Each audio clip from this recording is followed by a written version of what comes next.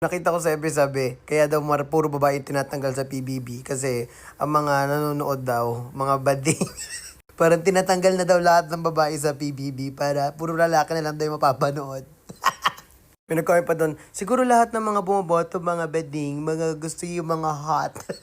Pero seryoso without any kabadingan. Pero lahat ang gugwapo sa mga boys na PBB ngayon. Iba-iba yung dating. Si River talaga. Iba rin yung dating ni Emilio, yung parang baby boy na... Tapos si Ralph, na-appreciate ko siya. Ganda, batak na batak katawan ni Ralph. Si Brent na parang campus crush. Si Michael na parang bully sa school pero pag na-in love parang super loyal.